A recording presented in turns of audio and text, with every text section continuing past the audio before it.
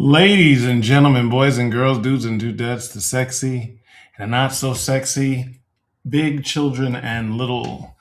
I am the novelist, author, poet Lamont Anthony Wright, aka Graffiti Blue. You could have been anywhere in the world, but you chose to be here. Um, we're getting right to it. I am taking a left turn from my normal podcast, and I just want to share. First off, I just want to be clear. The reason why I'm doing this podcast tonight, my brothers and sisters, is simply because I want to be on record for just putting it out there. A lot of people are walking blind, walking and acting like they don't see what's going on, don't act like there's a possible threat of our teenagers being drafted to go off to a war. This is major. This is very major.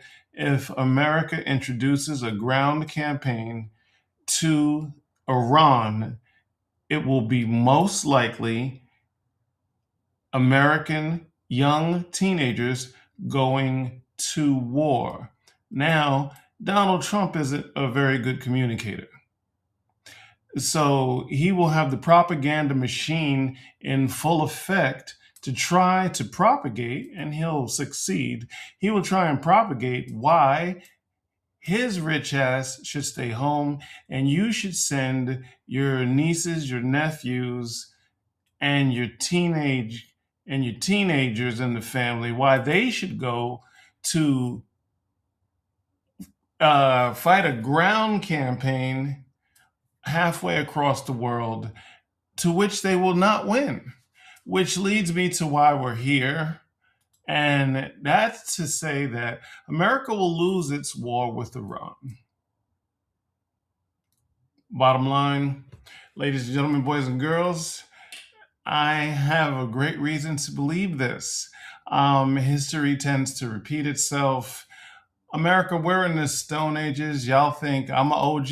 Well, America's thinking is still in the 1940s. Last time we solidly won a war was World War II, and that was in the 40s, right? So we think the biggest army can't be beat, and the smaller countries started realizing that you got to come get us. You could drop all the bombs in the world you want to. Soon as you can't secure nothing with bombs alone. And as soon as your punk ass gets across the water, we gonna be in tunnels. We gonna have booby traps. We gonna make it real. We're gonna make the cost of war so astronomical that you can't continue your campaign. The United States has largely failed in Korea, Cuba, Vietnam, Laos and Cambodia, Afghanistan, and Iraq. Okay? This is not for debate. We lost the Vietnam War. This is a fact. But you may say, Mr. Wright, you're a poet. What do you know about war? I know what I don't know, and I get sources, and I constantly seek out people that are smarter than myself. It's a habit that most of us don't follow, bro.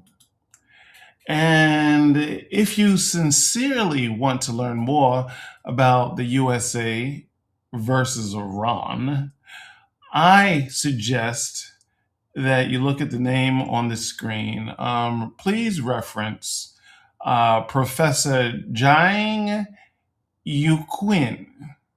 He has a very good frame of reference. I'm probably butchering his name, but that's just what it is. But the spelling is correct.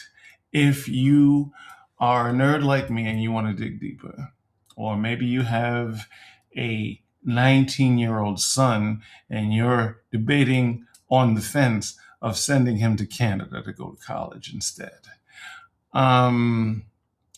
But the reason why I believe, even without listening to the good professor, the reason why I believe America will fail, because I believe America will fall because of its arrogance. I mean, it's exposure season, you know. If y'all haven't noticed, in every aspect of pop culture and society, a lot of us are seeing it at our jobs. We are seeing the fall of a lot of arrogance. I mean, it's crazy. And who is more arrogant than the fucking United States? Who is more arrogant than us? We still think we're the number one. And I mean, China basically owns us. Russia is playing us. They're helping Iran. You know what I mean? That's crazy. They Donald Trump thinks him and Putin are friends. Iran is getting help from Russia. So it's all political theater, and we know Donald Trump is arrogant as shit. This is undisputed. But I'm not even mad at him because why wouldn't he be arrogant? Why wouldn't the whole United States government be arrogant? Half of the American voters truly believe that a New York slumlord turned reality star suspected of pedophilia is in the nation's best interest.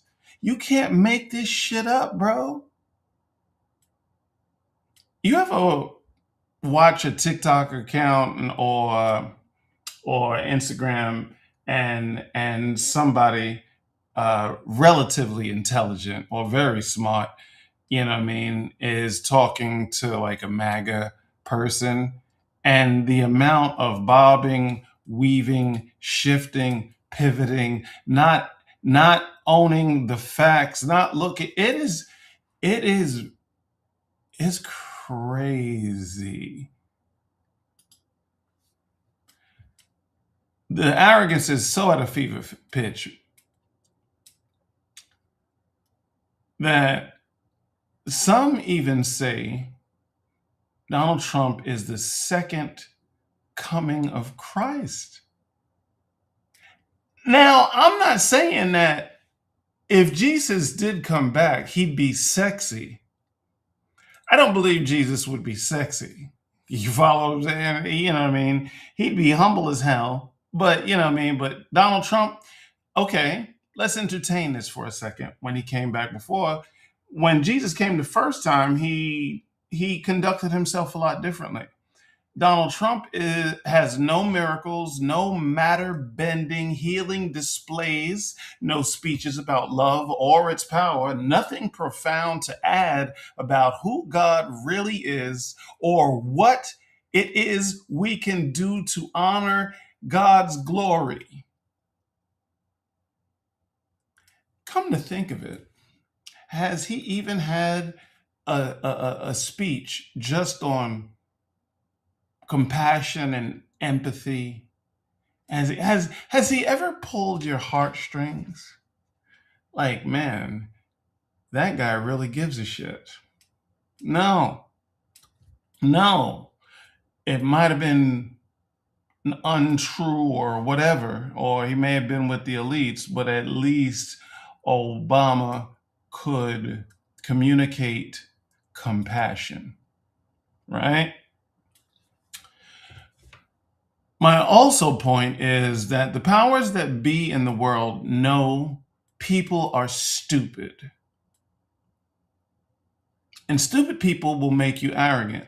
I hate to use this language. I don't want to call people stupid. This almost sounds like I'm arrogant, like I'm calling people stupid, like I'm some big brain or some shit. But we gotta call a spade a spade. And there are a lot of socially awkward, willfully ignorant mofos walking the planet, very proud to never read anything. So the powers that be know this. And they have to be arrogant, because if they could tell you any motherfucking thing and you believe it, or at least half of the voters believe it, then they'd just be like, whatever. It's whatever. Here's my point. These are undeniable facts. The rich get richer. The rich get richer. The gap between the poorest Americans or people in the Western world and the gap between the richest people in the Western world just keeps growing and growing and growing and growing and growing. But for some reason, poor white people believe poor brown people are the source of all their problems, as if poor brown people are just caking up. This makes no sense. This makes no sense. But my final thing I want to say on the whole thing is I don't think man is stupid for believing in something they want to believe in because they want to feel their superiority, right? It's kind of stupid, but it's not entirely stupid. You know what I mean? When you realize that weak, insecure folks love to feel stronger and more empowered by looking at everybody who they think or know is strong and tearing them down, it makes sense, right? On an evil level. But I think the greatest stupid thing that man is stupid enough to believe that evil can be compartmentalized. People really think that they could have this person right next to them do evil, heinous things to people right next to them or not far from them, right? White folks, or certain white folks, not all, really think, or at least these MAGA cats, really think that you can, that their neighbors, their brown neighbors, they're all the shades of brown, Hispanic, Persian, Nigerian, African, Haitian, Mexicanos, whatever. They really believe that they could abuse their neighbors or the guys in the next neighborhood, kill, rape, steal, pillage, manipulate. They could do that to all of them and they are going to be okay, that they are in their best interest so much that they're not only not going, they're in my best interest, but these are good people. These are good Christians, just like they say they are. It's ridiculous. It's really ridiculous.